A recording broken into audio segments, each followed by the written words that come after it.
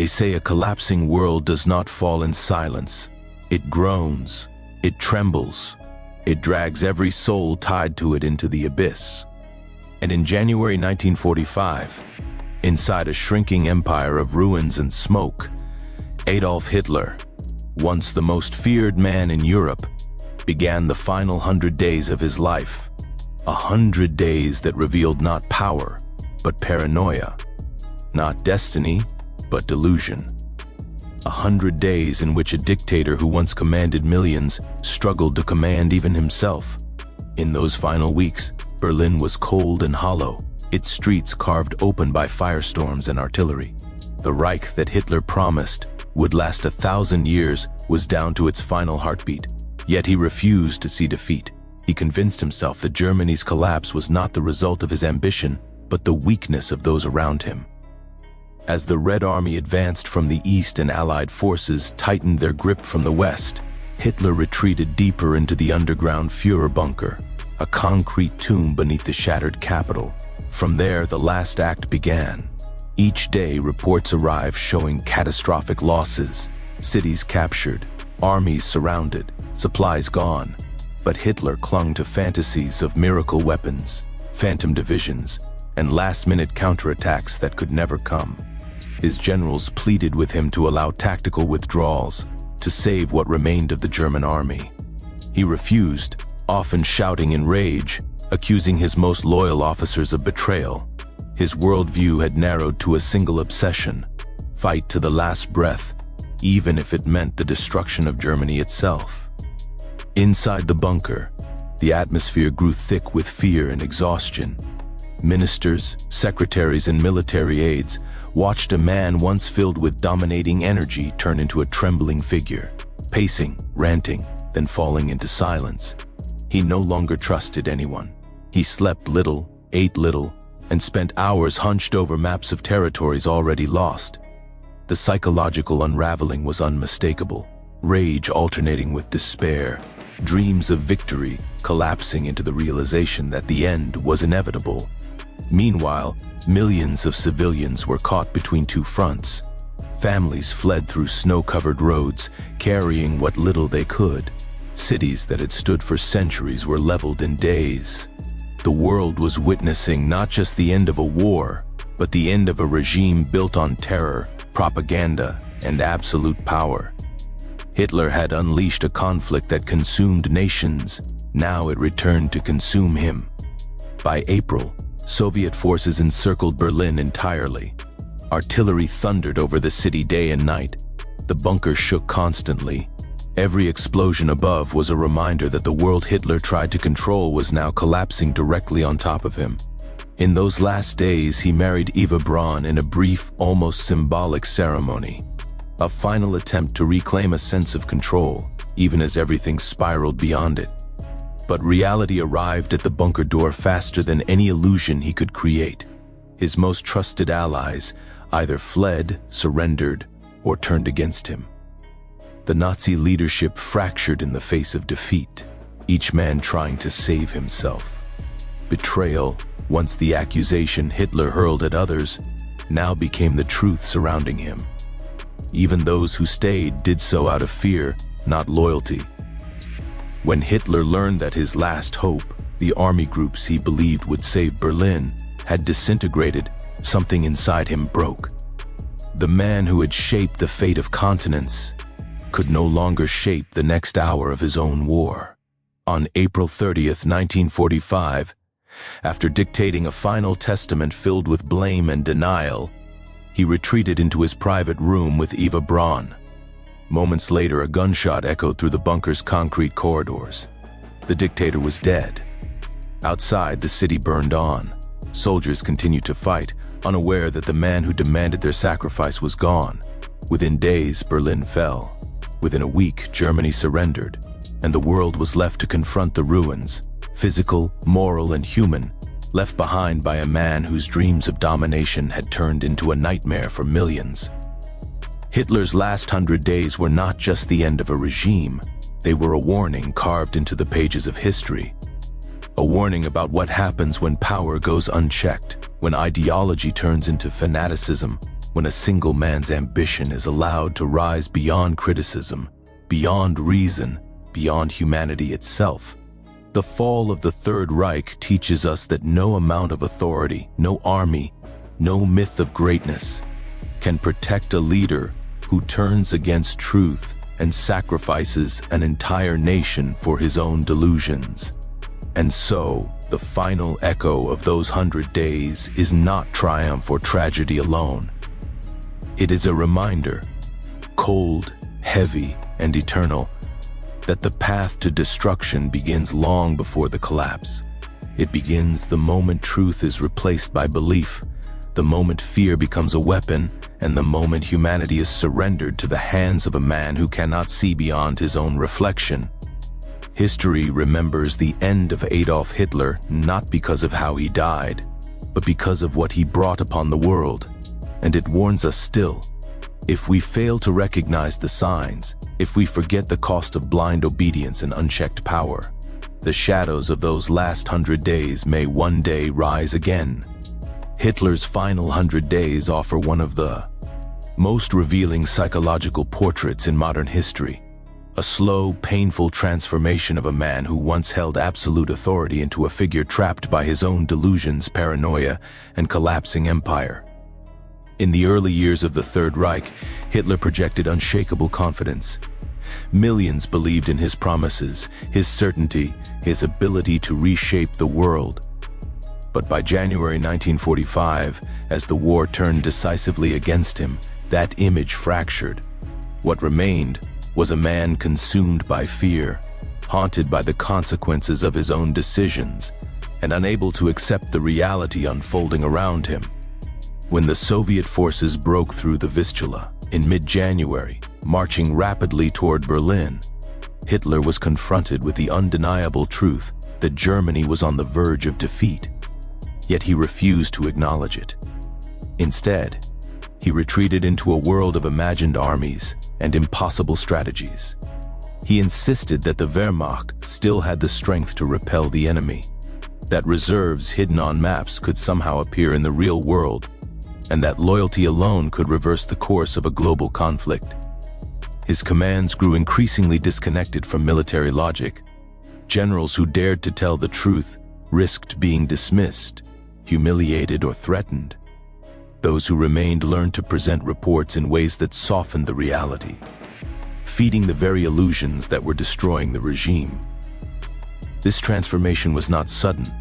It was the culmination of years spent insulated from criticism, surrounded by obedient subordinates, and convinced of his own infallibility. As defeats piled up, Hitler increasingly turned inward. The self-assurance that once propelled his rise now hardened into delusion. He saw betrayal everywhere, in his officers, in the German people, even in the laws of fate. Instead of examining his strategic failures, he blamed everyone else. The disloyalty of the army, the weakness of the population, the treason of supposed conspirators. This projection of blame served as a psychological shield, protecting him from facing the truth that his ideology, decisions, and ambitions had led Germany into catastrophe. Inside the Führer bunker, this transformation unfolded in full view of those closest to him. Witnesses described a man whose emotional state swung violently from explosive rage to crushing silence. He pored over maps with trembling hands, issuing orders for divisions that no longer existed. He talked of miracle weapons, last-minute counterattacks, and political shifts that might turn the war in his favor. His aides understood these fantasies for what they were, but none dared challenge him directly. They watched their leader become increasingly isolated, dependent on a shrinking circle of individuals who offered him comfort rather than truth. The contrast between Hitler's earlier persona and his final days is stark.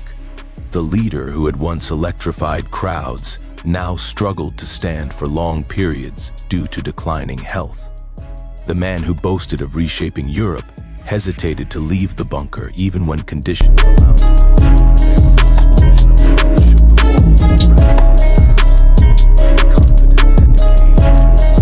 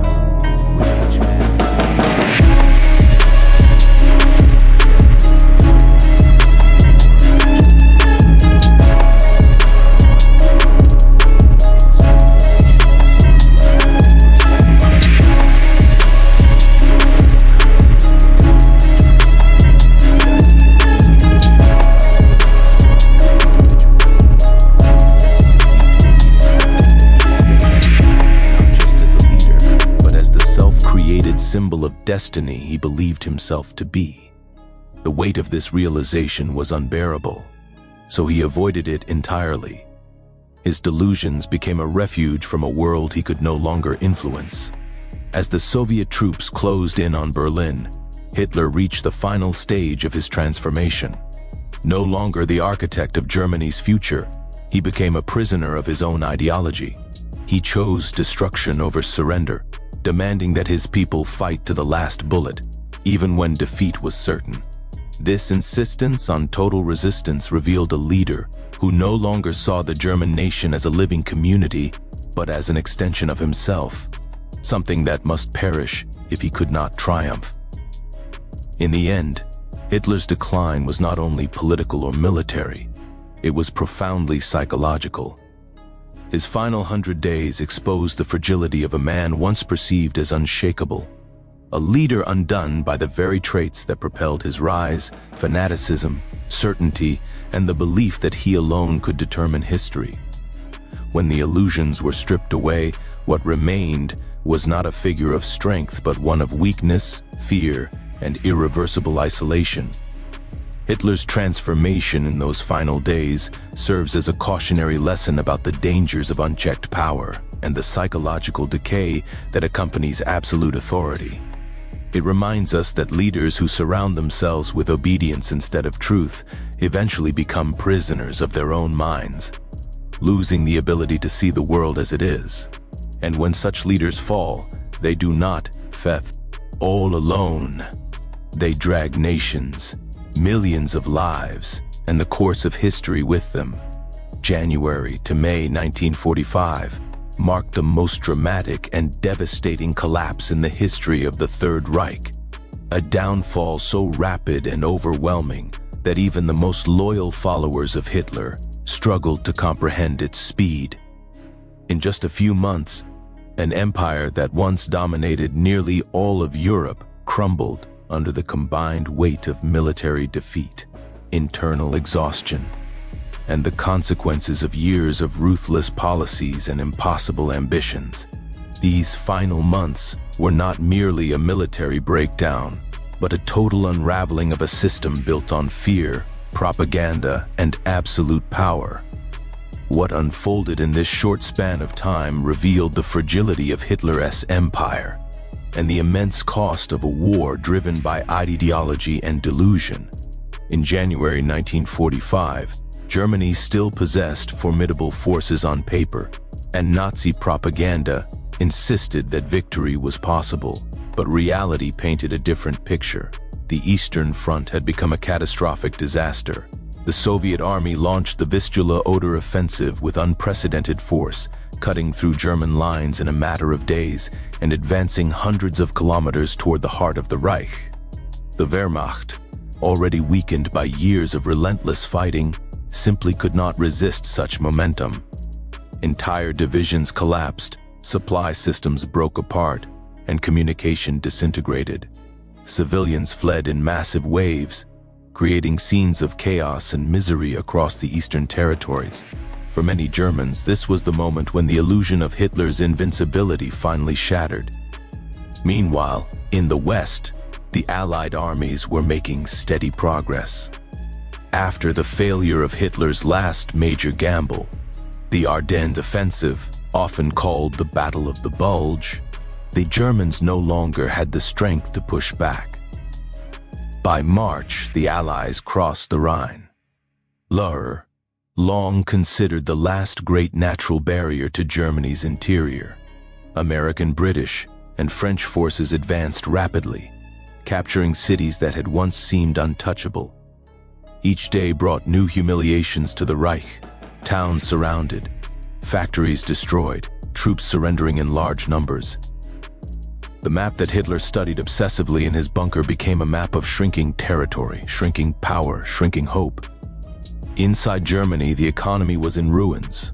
Fuel shortages immobilized tanks and aircraft. Food supplies dwindled to the point where even soldiers struggled to eat.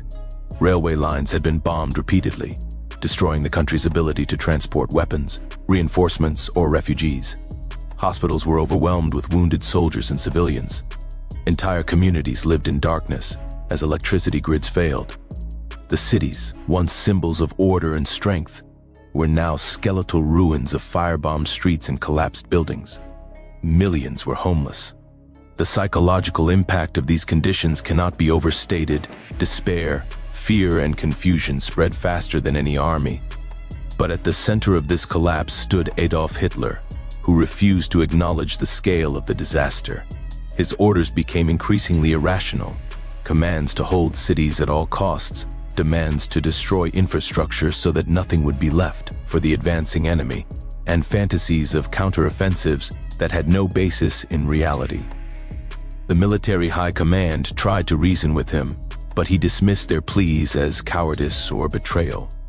Many generals realized that the war was lost, yet they remained trapped by loyalty, fear, or the belief that surrender would bring even greater catastrophe. The collapse of the Third Reich was also accelerated by internal fractures. High-ranking officials abandoned their posts, fled the country, or planned their own survival.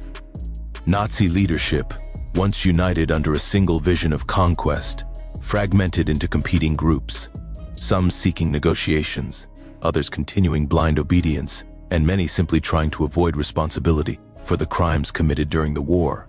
The unity that had once fueled the regime's rise dissolved into selfishness and panic. What had been presented to the world as a powerful, disciplined system was revealed to be hollow, held together only by coercion and illusion. By April, the consequences of Hitler's stubbornness became undeniable. The Soviets reached the outskirts of Berlin, ready to deliver the final blow. The city, once the proud capital of Hitler's empire, was reduced to rubble after weeks of shelling. Streets were filled with dust, fire, and the bodies of civilians caught in the crossfire. Soldiers, many of them teenagers or elderly men from the desperate Volkssturm militia, fought hopelessly against overwhelming odds. Every bunker, every hallway, every collapsed building became a battleground. Still, Hitler refused evacuation. He chose to remain in Berlin, retreating deeper into the Führer bunker beneath the Reich Chancellery, an underground world that became the symbolic grave of the Nazi regime. As May approached, the collapse reached its completion. Hitler took his own life on April 30th, leaving behind a nation in ruins. Within days, Berlin fell. Germany surrendered unconditionally on May 7 to 8, ending the war in Europe. The speed of the collapse was shocking, but it was also inevitable. Years of aggression, cruelty, and ideological extremism had created a state built on destruction. And when the foundations weakened, everything fell at once. The rapid downfall of the Third Reich in these 100 days stands as a testament to the consequences of unchecked power and the fragility of systems built on fear rather than reason. It reminds us that no empire, no matter how powerful it appears, can survive when it becomes trapped in delusion, denies reality, and sacrifices its people in pursuit of impossible dreams. Hitler's refusal to allow strategic withdrawals in the final 100 days of the war stands as one of the most destructive decisions in modern military history. A decision rooted not in strategy, but in ego, ideology, and a desperate attempt to maintain the illusion of control as the world closed in around him. By early 1945, the German military was exhausted, fragmented, and vastly outnumbered. Every general understood that the only logical path to save lives and possibly negotiate better terms was to retreat, regroup, and preserve what was left of the army. Yet Hitler rejected every request, no matter how urgent or rational, insisting that every city, every river, every line on the map must be held at all costs, even when holding them offered no benefit and guaranteed only destruction. This mindset was deeply tied to Hitler's personal worldview. He believed that retreat was synonymous with weakness, and weakness, in his eyes, was unforgivable. For years he had preached the importance of willpower and determination, presenting himself as a man who could reshape history through sheer force of belief. In his ideology, a true leader never backs down, never shows doubt, never concedes ground.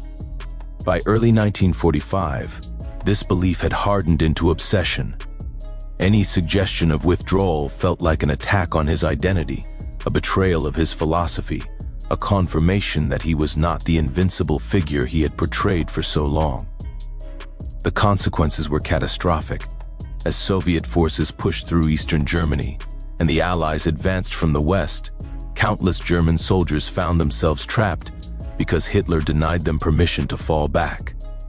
Entire armies were encircled and destroyed, not because they lacked skill or bravery, but because they were ordered to stand still against overwhelming enemy forces. One of the most tragic examples was the defense of Königsberg, where thousands died defending a city that had no strategic value at that stage of the war. In other cases, Hitler ordered counterattacks using divisions that existed only on paper, units that had been wiped out months earlier, but remained on his maps as symbols of a reality he refused to acknowledge. The destruction of infrastructure also followed from his refusal to retreat. Hitler's infamous Nero Decree, issued in March 1945, ordered that all German industry, transportation, and resources be destroyed rather than allow them to fall into Allied hands. He believed that if he could not shape the future, then no German should survive to rebuild it. Only through the hesitation and disobedience of German officials was the decree never fully carried out. Still, the damage caused by Hitler's insistence on fighting to the last breath left towns and cities in ruins, bridges collapsed, and countless civilians without food, shelter, or safety.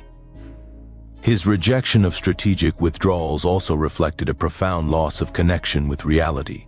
Hitler remained deep in the Führer bunker, surrounded by maps, disconnected from the front, and increasingly dependent on reports that were either incomplete or deliberately softened to avoid provoking his fury.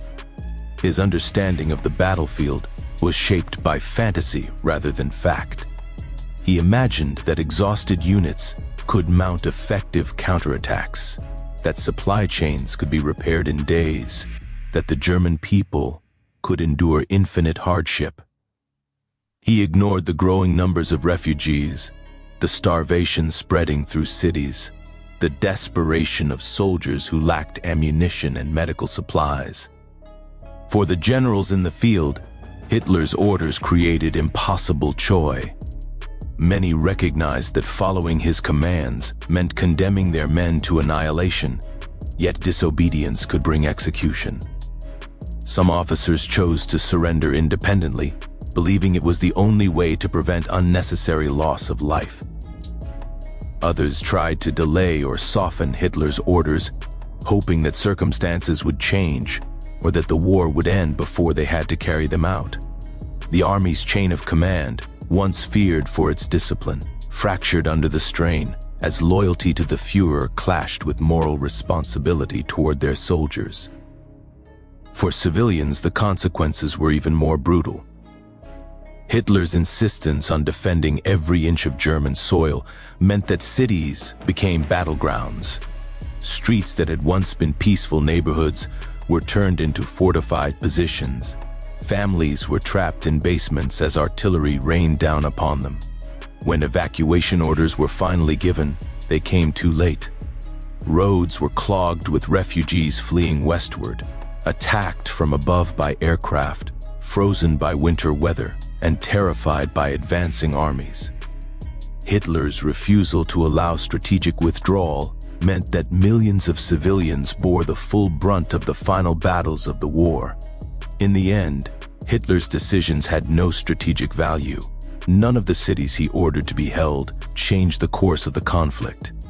None of the counterattacks he demanded slowed the enemy advance in any meaningful way. All that was achieved was unnecessary suffering, pointless death, and the further destruction of a nation that was already on the brink of collapse. His refusal to retreat did not preserve honor or destiny, it only prolonged agony. These choices reveal a deeper truth about Hitler in his final days. His actions were no longer guided by the desire to win the war, but by the desire to avoid confronting defeat. He preferred the destruction of Germany to the acceptance of responsibility. He chose stubbornness over humanity, ego over logic, ideology over life.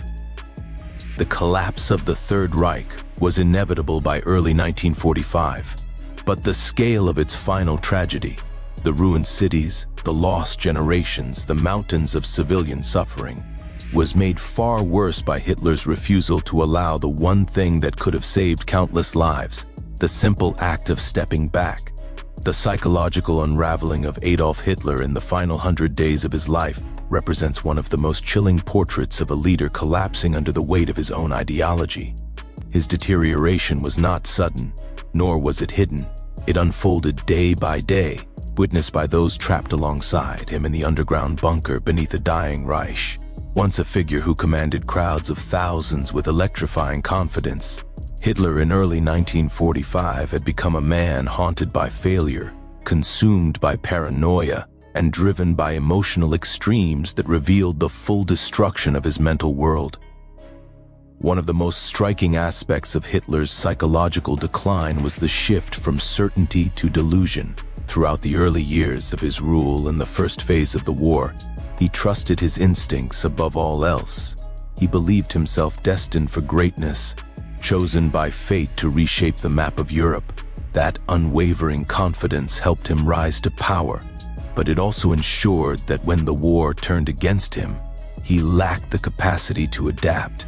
As the Allies advanced and Germany's position collapsed, Hitler could not accept that his vision was failing. Instead, he retreated into fantasies. He spoke of miracle weapons, invisible armies, and last-minute alliances that would never materialize. His delusion was not merely self-deception. It became an attempt to bend reality itself to his will, even as the walls closed in around him. Hitler's temper also grew increasingly unstable. Those who had worked with him for years noted the growing unpredictability of his moods. He would erupt in explosive rage when presented with bad news, accusing generals of cowardice and betrayal. Minutes later, he would fall into a deep silence, staring blankly at maps he no longer understood. His famous speeches, once thunderous and commanding, had become disjointed rants marked by bitterness and self-pity. The psychological stresses of defeat magnified every crack in his personality, turning a man who once projected dominance into a figure lost in his own fury. Paranoia became a central part of his daily existence. Hitler increasingly doubted the loyalty of everyone around him. The July 20th, 1944 assassination attempt had already shaken him deeply, leaving him convinced that traitors lurked everywhere. In the final 100 days, this paranoia intensified. He suspected his generals of plotting behind his back. He accused the German people of failing him. Even his closest companions felt his suspicion. People spoke to him carefully, choosing their words with precision, fearful that a misplaced sentence could provoke his wrath or doom their fate. The bunker, already cramped and airless, became a place where fear was constant and silence was safer than truth. His physical health deteriorated alongside his mind. Witnesses described trembling hands, stiff movements, and bouts of uncontrollable shaking. His complexion looked pale and worn. His voice sometimes wavered, stripped of the force it once carried. Some attributed his decline to illness, others to the immense pressure of a war unraveling around him. Regardless of the cause, his failing body symbolized the collapse of the empire he had built. The man who once embodied the Nazi vision of vitality and strength had withered into a shadow of himself, trapped beneath the city he once believed would stand as he heart of a 1,000-year Reich. Inside the bunker, his psychological decline influenced every decision he made. His refusal to allow tactical retreats, his insistence on defending every inch of territory, and his willingness to sacrifice entire divisions reflected a man who could no longer distinguish between reality and ideology. This inability to accept defeat drove Germany deeper into destruction. Soldiers died in hopeless battles because Hitler could not admit the war was lost. Civilians suffered starvation and terror because he demanded resistance until the last moment. His personal breakdown became a national tragedy, binding millions to the consequences of his misplaced pride. The bunker environment intensified his decline. Surrounded by concrete walls, cut off from daylight, and isolated from the outside world, Hitler operated in a distorted reality. Reports were filtered, information was softened, and those closest to him tried to shield him from the full scope of the disaster.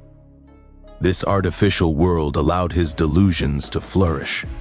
Without direct exposure to the collapsing front, he built elaborate fantasies of salvation, fantasies that collapsed immediately when confronted by the truth. As the Soviets reached the outskirts of Berlin, these illusions finally evaporated. With every artillery strike that shook the bunker, he edged closer to the realization that the empire he shaped through cruelty and ambition had reached its end. Hitler's final decisions, appointing children and elderly men to defend Berlin, refusing evacuation, and issuing the Nero decree to destroy German infrastructure, demonstrate the full extent of his psychological deterioration. They reveal a leader who no longer cared for his people, only for his own vision of destiny. If he could not rule Germany, he believed Germany should not survive. This cold, destructive mindset exposed the core of his personality, a man who saw the nation not as a community, but as an extension of himself, valuable only if it served his ambitions. In the end, the psychological collapse of Adolf Hitler mirrors the collapse of the Reich itself. His mind crumbled as his empire fell, each feeding the other. The dictator who once reshaped Europe died in a bunker, surrounded by defeat, abandoned by reality, and undone by the very ideology he used to ascend to power. His last 100 days remind the world that leaders who place themselves above truth inevitably lose the ability to understand it, and when they fall, the consequences can burn through nations. His unraveling stands as a stark warning. Unchecked power does not strengthen the mind, it corrodes it. Ideological fanaticism does not inspire clarity, it destroys it. And leaders who cannot face truths eventually create worlds where no truth can survive. Hitler's mistreatment, distrust, and eventual betrayal of his own generals during the final 100 days reveal a leader who had lost all capacity for rational judgment. Throughout most of his rule, Hitler presented himself as a commander of unmatched intuition, someone whose instincts surpassed the calculations of trained military officers. In the early years of the war, when Germany seemed unstoppable, many Germans accepted this myth. Victories in Poland, France, and the early campaigns of Operation Barbarossa had convinced Hitler that Traditi, Ono military expertise, was inferior to his personal vision.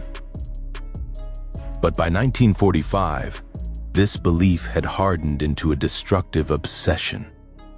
His generals, the very people who might have slowed the collapse of the Reich, became targets of his anger, suspicion, and irrational commands, turning the German high command into a fractured, fearful, and ultimately ineffective body. The roots of this collapse lie in Hitler's leadership style. He expected absolute obedience. Disagreement was not merely discouraged, it was considered treason. Over the years, he had replaced independent thinkers with loyalists who echoed his ideas rather than challenged them. This filtered environment ensured that by the final phase of the war, Hitler no longer had access to honest advice. Generals who attempted to present the truth risked being dismissed or humiliated. By early 1945, the atmosphere in the Führer bunker resembled a court built on fear rather than strategy.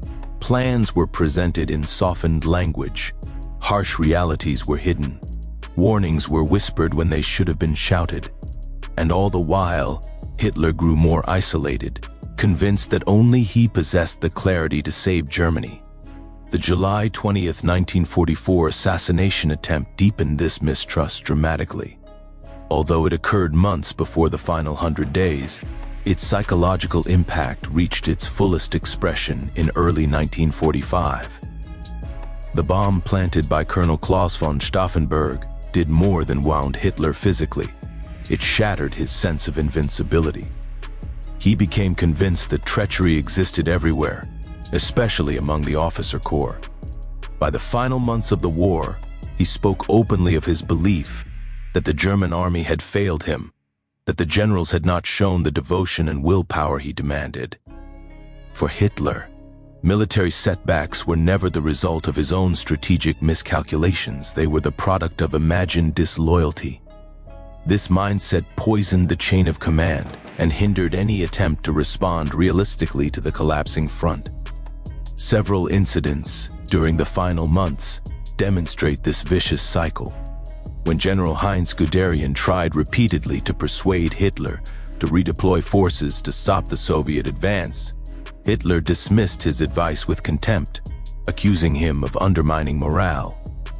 When General Hermann Balck attempted to explain the impossibility of certain orders, Hitler shouted him down.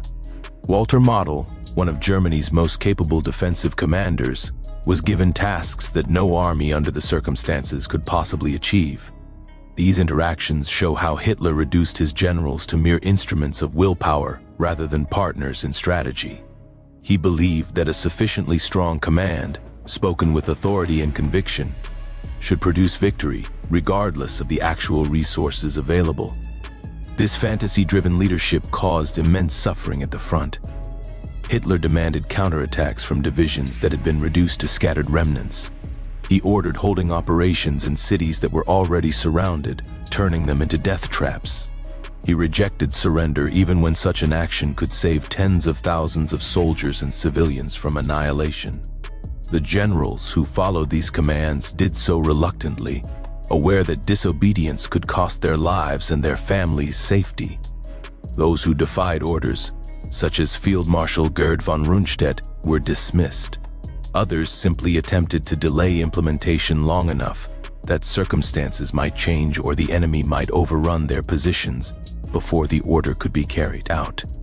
As the situation became hopeless, the relationship between Hitler and his generals further deteriorated. Many senior officers no longer believed in victory. They believed only in survival. Even those who had once been fiercely loyal began to view Hitler as disconnected from reality. General Alfred Jodl, one of Hitler's most dedicated supporters, privately acknowledged the insanity of the situation. Others, like General Wilhelm Burgdorf, clung to Hitler's ideology with obsessive devotion, amplifying his most destructive impulses and encouraging his delusions. The high command fractured into camps, those who still believed, those who obeyed out of fear, and those who quietly prepared to surrender. By April 1945, as the Soviets entered Berlin, Hitler's paranoia reached its peak. He accused entire army groups of betrayal simply because they failed to achieve the impossible.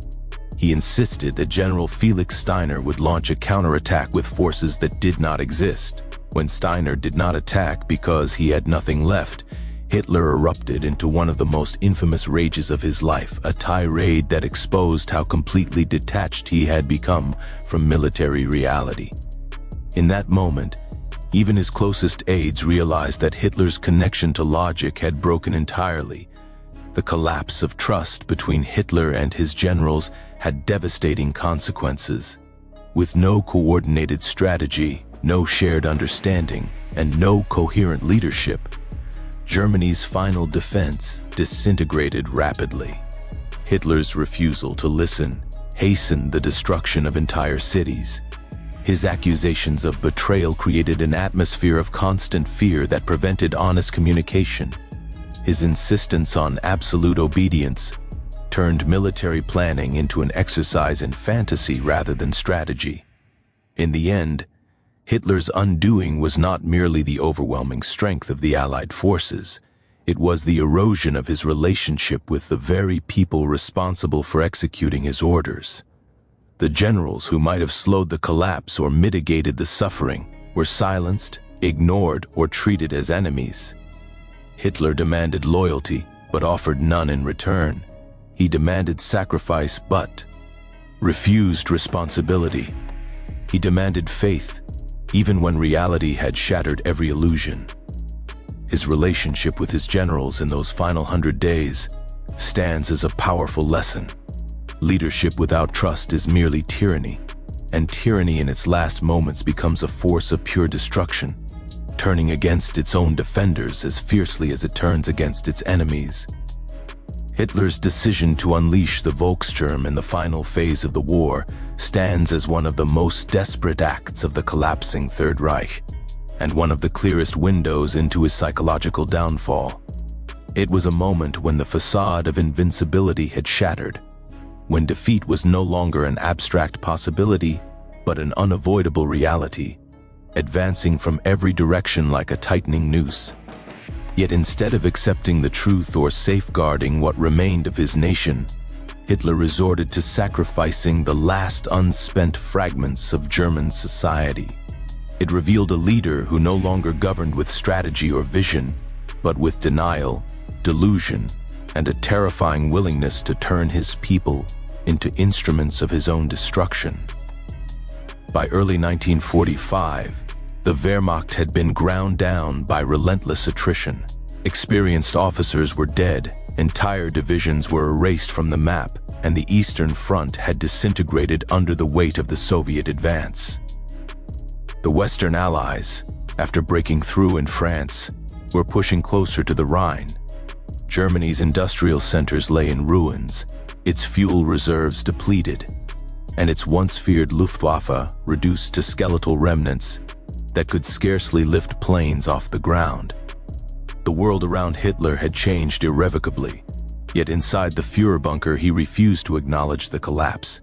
He continued to speak of miracle weapons, sudden counterattacks, and a turning of the tide that existed only in his imagination. It was within this atmosphere of desperation that the Volkssturm was born.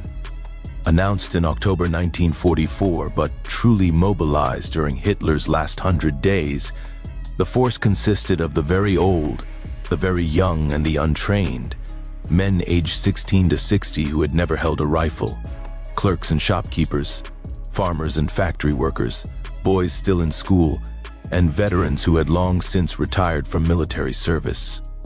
They were handed outdated weapons, mismatched uniforms, and instructions soaked in fanaticism rather than practicality. Many received mere hours of instruction before being thrown into battles against hardened Soviet and American troops. The creation of the Volkssturm did not strengthen Germany, it hollowed it out. It revealed the regime's willingness to expend human life with mechanical cruelty, even when no strategic victory was possible. For Hitler, the Volkssturm was more than a military measure. It was an ideological statement. He believed that survival belonged only to the strongest, to those who demonstrated absolute devotion to him and to the Nazi cause. In his final months, he blamed the German people for failing him, accusing them of weakness, treachery, and cowardice. In this twisted worldview, the Volkssturm became a final test of loyalty. Those willing to die for him deserved to live, but those who faltered deserved annihilation. The decision exposed the deepening rift between Hitler's fantasy and Germany's reality. It was the moment when he abandoned even the illusion of being a leader who protected his people, and instead embraced the role of a destroyer. Across the country, the consequences were catastrophic. Teenagers were ordered to fire Panzerfausts at advancing tanks. Elderly men were told to defend streets already reduced to rubble. Civilians with no training were sent to confront armies battle-hardened by years of relentless combat. Entire Volkssturm units were whipped out within hours of seeing action. Some dissolved before firing a shot, realizing the hopelessness of the situation. Others fought with heartbreaking determination, driven by fear, propaganda, or the sense that refusing to fight would mean retribution against their families. Their courage, however, could not alter the reality. They were tools in a war that had already been lost. The presence of the Volkssturm also deepened the despair within German cities. As the Allied forces closed in, civilians understood that their fathers, sons, and husbands were being sacrificed in a conflict that no longer had a purpose. Letters from the front described young boys marching toward tanks with trembling hands. Mothers watched as their children were conscripted into a hopeless defense. Priests, teachers, and local officials begged Nazi commanders to spare their towns from futile resistance. But fear of Hitler's wrath kept many from speaking openly. The Volkssturm became the embodiment of a society in collapse, one that was forced to fight not for victory, but to satisfy the delusions of a leader who had lost all contact with reality. Hitler's insistence on deploying the Volkssturm also reveals his profound psychological decline. As defeat drew nearer, he retreated ever deeper into blame, rage, and isolation. Reports from those inside the bunker describe a man who ranted endlessly about betrayal, who stared blankly at maps that no longer matched the shrinking territories he imagined, who issued orders to divisions that existed only on paper. His worldview had contracted into a space defined by paranoia and vengeance, and in that space, the death of civilians became acceptable collateral for preserving his pride. Ultimately, the Volkssturm achieved nothing except adding suffering to an already devastated nation. It bought no meaningful time, turned no battles, and protected no sea. Idiots. Instead, it exposed the moral bankruptcy of a regime that placed ideology over humanity. In the final analysis, the creation of the Volkssturm was a tragic symbol of Hitler's last 100 days, a desperate, destructive act that demonstrated how far a dictator will go when power slips from his grasp. It stands as a reminder that the most dangerous leaders are not only those who rise in strength, but those who fall in denial, dragging countless lives down with them. In the final months of the Third Reich, as the Allies ripped through the remnants of Hitler's empire, a desperate chaos spread through the streets, homes, and shattered institutions of Germany. But among the most haunting elements of this collapse was the behavior and downfall of the Nazi leadership itself. These final 100 days revealed the truth behind men who had once walked alongside Hitler with iron confidence. They were the architects of the regime, the enforcers of ideology, the custodians of terror, and as defeat closed in, they fractured, fled, and turned against one another. The collapse of Nazi leadership was not simply a political disintegration. It was a psychological implosion, exposing a regime built not on unity or loyalty, but on fear, ambition, and self-preservation. What happened to these men in Hitler's last days illuminates how dictatorships crumble, not with dignity, but with betrayal, cowardice, and frantic attempts to escape the judgment of history. At the top of this unraveling stood Adolf Hitler himself. Isolated in his bunker, he retreated deeper into delusion. His once commanding voice, which had swayed millions, was reduced to an echo in a concrete chamber beneath a dying city. He ranted about betrayal, accused his generals of conspiring against him, and blamed his people for failing to live up to his vision. His physical appearance deteriorated, tremors in his hands, urged speech, moments of trance-like withdrawal, mirroring the disintegration of his authority. Those who entered the bunker no longer saw the dictator who had once dominated Europe. They saw a man broken by the weight of a collapsing world, still clinging to absolute power even as reality slipped away. His decisions, once calculated and ruthless, became erratic, driven more by wounded pride than strategy. And around him, his inner circle felt the pull of gravity as the empire disintegrated. Joseph Goebbels, the fanatical minister of propaganda, remained blindly devoted to Hitler even as the situation grew hopeless. He continued to preach faith in victory, while Berlin crumbled above him. In these last days, he clung not to survival, but to ideology. His speeches and orders insisted that Germans fight to the last breath, even as he prepared for his own death. Goebbels' collapse was not one of fear, but of total, consuming belief. He had so tightly bound his identity to Hitler that he could not imagine life beyond the Führer. This fanatic loyalty would ultimately lead him to the unthinkable act of killing his own children before ending his life. His devotion, once a tool of propaganda, became a tragic symbol of how ideology can devour humanity. Other leaders, however, did not share Goebbels' descent into martyrdom. Hermann Göring, once Hitler's designated successor and the powerful head of the Luftwaffe, saw the war slipping away and attempted to rescue his own authority. From Bavaria, he sent a telegram suggesting that Hitler, isolated in Berlin, should transfer leadership to him. In any functional government, such a message might have been viewed as a practical step. But in the bunker, where paranoia ruled, it was seen as treason. Hitler raged against the man he had once admired and ordered Göring stripped of all positions. The fall of Göring revealed the truth behind Nazi loyalty. Men followed Hitler not out of brotherhood, but fear and ambition. And as soon as survival became uncertain, ambition shattered into self-preservation. Heinrich Himmler, perhaps the most feared figure of the SS, also attempted a covert escape from responsibility. With the end approaching, he dared to pursue secret negotiations with the Western Allies, hoping to secure his own future by offering partial surrender. Himmler believed he could reshape his image, imagining himself a statesman rather than the architect of genocide. But when Hitler learned of these efforts, his fury was absolute. For Hitler, betrayal was the deepest crime, and Himmler's attempt to bargain for mercy revealed the hollowness of Nazi leadership. The man who had enforced obedience with terror found himself cast out in disgrace.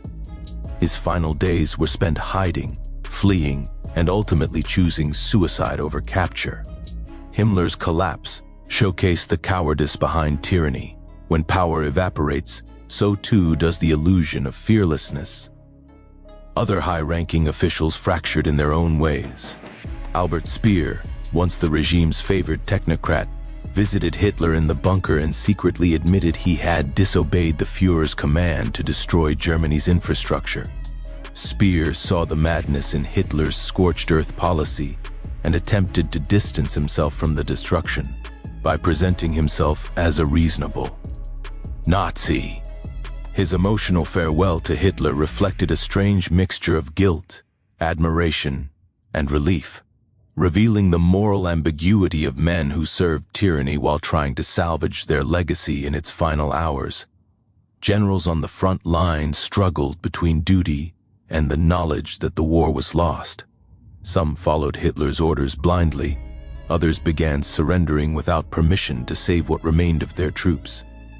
Communication with headquarters collapsed because Hitler dismissed any general who spoke honestly about the situation. This refusal to accept reality accelerated the disintegration of the military command and exposed a system incapable of adapting to defeat. As Berlin fell, the bunker became a stage for the final unraveling. Alcohol flowed, arguments erupted, and small cliques whispered plans of escape.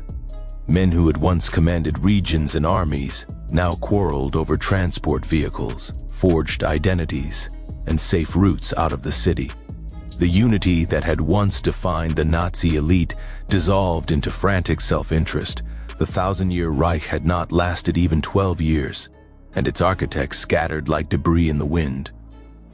The collapse of Nazi leadership in Hitler's last 100 days serves as a stark reminder of the fragility of power built on fear. When the structure finally cracked, there was no solidarity, no noble final stand, only betrayal, panic, and attempts to rewrite personal histories before the inevitable judgment arrived. It shows that those who appear strongest under dictatorship are often the weakest when truth comes crashing through their walls. And in their downfall, we see a warning for all ages. Power gained through terror ends not with dignity, but with chaos, abandonment, and the unmasking of the human frailties that tyranny tries to hide. In the last 100 days of the Third Reich, as Berlin collapsed under fire, and the Nazi leadership fractured in fear, one of the darkest and most enduring tragedies unfolded far from the bunker. the immense suffering of ordinary German civilians. These final months were not defined solely by battles or political decisions. They were shaped by the terror, starvation, bombardment, and despair endured by millions of men, women, and children who had no power over the events consuming their world. For them, the end of the war was not a clean moment of liberation or defeat. It was a long, harrowing descent into chaos, marked by the collapse of every structure that once promised stability. In the shadows of Hitler's final days, the German population paid the highest price for his refusal to surrender. By early 1945, Germany was a country in ruins. Allied bombing campaigns had devastated major cities, reducing them to skeletal landscapes of rubble and smoke. Entire neighborhoods vanished overnight. Firestorms swept through Dresden, Hamburg, and countless other towns, consuming homes and families alike. On the ground, millions of civilians lived among the remains of what once were thriving cities, their daily lives reduced to a desperate search for shelter, warmth, and food. Winter bit hard, and coal was nearly impossible to find. Families burned furniture to survive the cold. Children scavenged among ruins for edible scraps. Hunger became a constant companion, hollowing cheeks and weakening bodies. Yet the physical destruction was only one layer of suffering. The psychological torment ran deeper. Civilians lived under the constant threat of sudden death from the sky. Sirens became a soundtrack of fear, driving families into basements and makeshift bunkers where they listened to the thunder of explosions above them. Mothers held their children close, whispering helpless prayers. Elderly men and women trembled, waiting for the moment the earth would shake again. Every raid brought new losses, friends gone, streets destroyed, landmarks vanished. Death became so common that grief itself grew numb. But it was the Eastern Front that brought the most terrifying ordeal for civilians. As the Red Army advanced toward Berlin, millions of Germans were caught in a wave of panic and fear, fueled by years of Nazi propaganda. The regime had portrayed Soviet forces as merciless monsters, sowing terror in the hearts of civilians who found themselves in the path of the advancing troops. Many fled west in massive columns, families pulling carts stacked with their belongings, mothers carrying infants, elderly people limping through snow and mud. These refugee treks became scenes of heartbreak. Exhaustion took lives as surely as bombs did. Some froze to death on the roadside, others were lost in the chaos, children separated from parents, families never reunited. For those who remained behind, the arrival of Soviet soldiers brought a new phase of suffering. Many civilians, especially women, faced violence, exploitation, and trauma that would haunt them for the rest of their lives. The collapse of law and order left millions vulnerable. In the midst of this, German authorities withdrew or hid, leaving civilians to fend for themselves. Nazi officials who had once demanded obedience now abandoned the very people they claimed to protect. Entire communities were left without leadership, guidance, or defense. Inside cities like Berlin, the situation was catastrophic. Streets filled with rubble, corpses, and starving survivors. Water and electricity failed, disease spread, hospitals overflowed, short on medicine and medical staff. The constant bombardment made movement dangerous. Civilians risked death every time they stepped outside to search for food or water. Children grew accustomed to scenes no child should witness. Burned buildings, Ken bodies, endless funerals. The sounds of artillery became a grim lullaby. Yet even in these unbearable days, civilians displayed remarkable resilience. Women organized soup kitchens in ruined apartments, sharing whatever food they could find. Neighbors took in orphans. Some risked their lives to rescue trapped victims from collapsed shelters. In the darkest hours, humanity flickered like a fragile candle amid the storm of destruction. The suffering was intensified by Hitler's refusal to surrender. His scorched earth policies demanded that cities be defended to the last man, turning civilian areas into battlegrounds. He insisted that German civilians who fled or sought safety were cowards. Instead of ordering evacuations, he ordered executions for those who tried.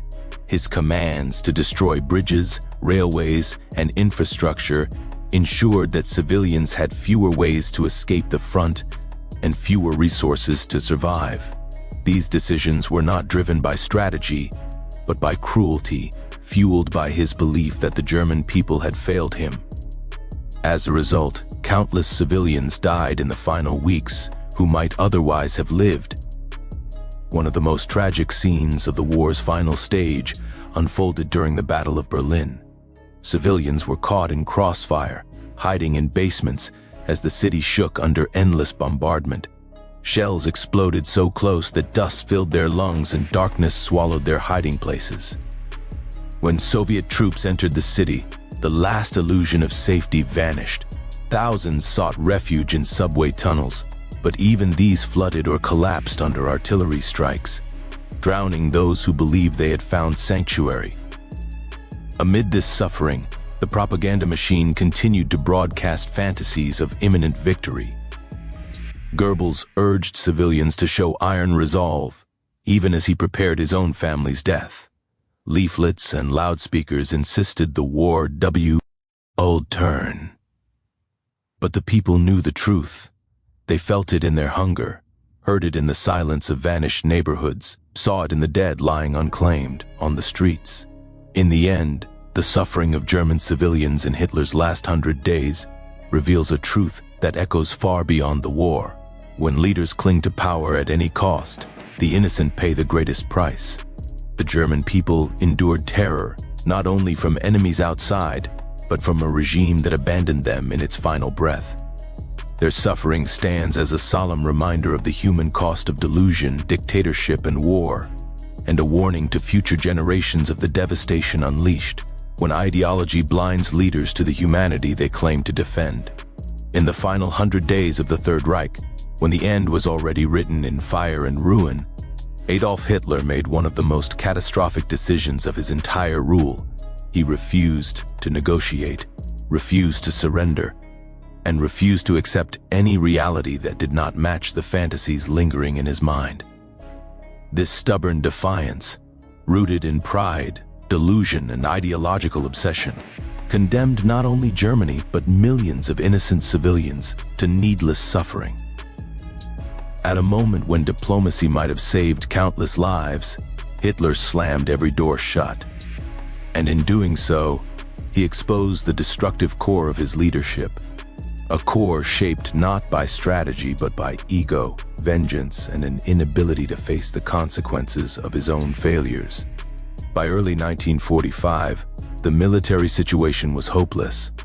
The Western Allies had crossed the Rhine, pushing deep into Germany from one side, while the Soviet Union thundered in from the east, overwhelming what remained of the Wehrmacht. Entire divisions had ceased to exist. Supply lines were broken, fuel and ammunition were nearly gone. Generals, advisors, and even some within the Nazi hierarchy urged Hitler to consider negotiations or at least partial surrender. Not out of cowardice, but out of a desperate desire to save what remained of the nation, its cities, its people, its future. Yet Hitler rejected every suggestion without hesitation. He demanded total loyalty, total sacrifice, and total destruction rather than compromise. His refusal to surrender was not simply a military decision, it was psychological. Throughout his life, Hitler had tied his identity to the idea of struggle, eternal struggle, fight to the death, victory or annihilation. To him, surrender was not merely defeat, it was personal humiliation, an unthinkable acknowledgement that his vision for Germany had collapsed. And so he chose the alternative, destruction. He famously declared that if the German people were not strong enough to win the war, they deserved to perish. This was not the voice of a leader protecting his people. It was the voice of a fanatic who valued ideology above human life. Diplomatic possibilities still existed in the early months of 1945, however faint. Some members of Hitler's own circle attempted back-channel communications with neutral nations. Himmler, in a moment of panic-fueled self-preservation, sought contact with the Western Allies, hoping to negotiate a partial surrender that excluded the Soviets. Others suggested that surrendering to the Allies might save Germany from total destruction, but Hitler rejected all of it. He insisted that the war could still be won through final, desperate counterattacks, attacks fought by imaginary armies, non-existent divisions, and teenagers pressed into service. His delusion grew so strong that he continued to issue orders to units that had long since been destroyed. This blindness to reality had catastrophic consequences. Instead of allowing civilians to evacuate, Hitler ordered cities to be transformed into fortresses, instead of preserving infrastructure for rebuilding. He demanded the destruction of railways, factories, and bridges, so that if he could not rule Germany, no one else would benefit from its existence. Millions of German civilians were trapped between advancing armies because their leader forbade retreat. Thousands died in bombed-out cities because surrender was never permitted. Entire towns were razed to the ground as soldiers followed Hitler's orders to resist to the last bullet. Even within his bunker, his insistence on continued resistance tore apart the remnants of his command structure. Generals who tried to speak honestly about the situation were dismissed or humiliated. Those who attempted to save their troops by surrendering were labeled traitors.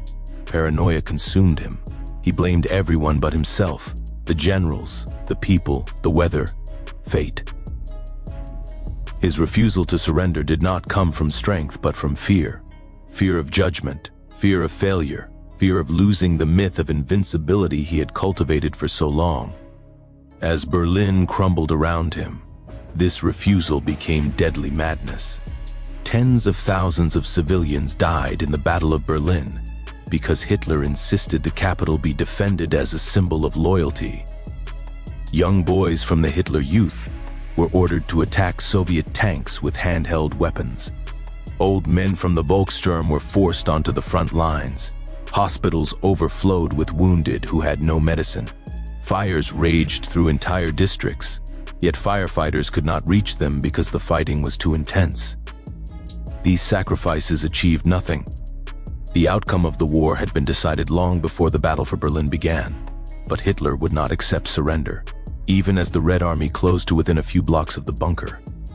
In the final days, his world shrank to the concrete rooms beneath the city, and still he refused to negotiate, even when his closest allies, Goebbels, Bormann, Speer, begged him to allow survivors to escape. He clung to his fantasy. Surrender, for him, was worse than death. And so he chose death, leaving the nation he had promised to lead into glory engulfed in fire and ruin. The tragedy of Hitler's refusal to negotiate or surrender is not only measured in battlefield losses, it is measured in the human cost. The millions displaced, the cities destroyed, the families broken, the countless lives extinguished in the war's final, unnecessary months. His defiance ensured that Germany suffered the worst possible ending, one soaked in blood and devastation. The lesson of this final refusal is a universal one. When leaders tie their identity to absolute power, when pride overrides responsibility, and when ego becomes more important than human life, nations suffer. Hitler's last 100 days show the true cost of unchecked fanaticism, a cost paid not by the one who refuses to surrender, but by the millions forced to live and die under his decisions. His stubborn defiance stands as one of history's starkest warnings. A single leader's denial can destroy an entire nation. In the final 100 days of the Third Reich, as the world around him dissolved into flames, Adolf Hitler's mental and emotional state deteriorated with alarming speed. The dictator who had once commanded armies, conquered nations, and shaped the destiny of millions now existed in a shrinking world of concrete walls, dim lights, and fading illusions. His psychological collapse during these final months is not merely a footnote to history. It is a crucial lens through which we understand the destructive nature of absolute power, the dangers of ideological obsession, and the capacity for a single individual's delusions to wreak catastrophic harm on a nation. By January 1945, Hitler was no longer the imposing figure seen in propaganda films or rally speeches. Years of stress, illnesses, and the immense weight of failure had physically transformed him. His hands trembled uncontrollably, his movements were stiff, and his once booming voice had softened into a strained, rasping tone. Witnesses described him as a man decades older than his age, hunched, pale, and ghost-like. But it was his mind, rather than his body, that showed the deepest fractures. Sleep eluded him. Paranoia dominated his thoughts. His worldview narrowed until it resembled a tunnel of rage, denial, and self-pity. Inside the Führer bunker, Hitler surrounded himself with maps that no longer represented reality. He issued orders to divisions that had been destroyed weeks earlier, insisting they launch counterattacks into territory already occupied by enemy armies. His commanders approached him with fear, not respect, knowing that any admission of defeat, even a truthful military assessment, would trigger explosive outbursts. As defeat closed in, he increasingly blamed everyone but himself, the German people for being too weak, his generals for lacking vision, the SS for failing him, and even his closest followers for imagined betrayals. Responsibility, in Hitler's mind, belonged to everyone except the dictator who had started the war. His psychological decline was accelerated by isolation. Buried beneath Berlin, separated from sunlight, natural rhythms, and the outside world, he became more withdrawn. He held long, rambling monologues that oscillated between self-justification and doom. He obsessed over details that no longer mattered: minor troop movements, imaginary reinforcements, and the supposed treachery of individuals who had already fled. Even when shown undeniable evidence of Germany's collapse, he dismissed it as lies meant to weaken his resolve. Reality had become his enemy. One of the most revealing aspects of Hitler's mental unraveling was his shifting attitude toward the German people. In the early years of his rise, he had presented himself as the nation's savior, the one destined to restore Germany to glory. But in the final months, he turned against those he claimed to lead. He believed they had failed him, failed the struggle, failed the ideals he had imposed. This resentment transformed into cruelty. Instead of seeking to protect civilians, he demanded they sacrifice themselves for a war already lost. Instead of surrendering to spare them suffering, he encouraged destruction. His scorched earth orders, commands to destroy bridges, power plants, factories, and transport routes were not military strategy, they were acts of vengeance. If he could not have his Germany, no one else would. Yet even in the depths of collapse, Hitler clung to an illusion of martyrdom. He compared himself to historical figures who had fallen in battle or died for a cause. He imagined that future generations would understand him, admire him, or resurrect his ideas. This fantasy allowed him to justify the suffering around him. He believed that dying in Berlin would fulfill his own narrative, one of heroic struggle against overwhelming odds. Even though the truth was far more tragic, there was no heroism, no glory, only devastation born from his refusal to face reality. Those closest to him witnessed the contradiction between his delusions and the crumbling world above ground. While Berlin burned, Hitler held discussions about dogs, architecture, and plans for cities that would never exist. He gave long speeches at the bunker table about loyalty and betrayal while ignoring the starvation of civilians. He expressed pride in imagined victories and showed no remorse for the millions who had died because of his decisions. His emotional state oscillated between and despair, between fantasies of last-minute salvation and moments of haunting emptiness. Eva Braun, who had lived in the margins of his life, noted the changes in him, the fatigue, the trembling, the sudden eruptions of anger. She remained by his side even as others fled or attempted to negotiate their survival. Her presence offered brief moments of calm, but not clarity. Hitler refused to abandon Berlin. He refused to escape. He believed that leaving the capital would be a betrayal of destiny, and that dying there would seal his place in history. In the final days, his collapse reached its peak. He no longer spoke of victory. He muttered about loyalty, fate, and the inevitability of death. He scrawled his will, placing blame on everyone but himself. And finally, he chose suicide, not as an act of courage, but as an escape from accountability. He died believing he had been betrayed, misunderstood, and wronged, unable to acknowledge the destruction he had unleashed. Hitler's psychological decline in these final 100 days stands as a powerful warning. When a leader becomes consumed by ideology, insulated from reality, and drunk on absolute power, the consequences stretch far beyond his own downfall. They devastate nations, erase cities, and destroy innocent lives. His collapse is more than a historical detail. It is a universal lesson about the fragility of reason, the dangers of unchecked authority, and the catastrophic cost of a mind surrendered to delusion.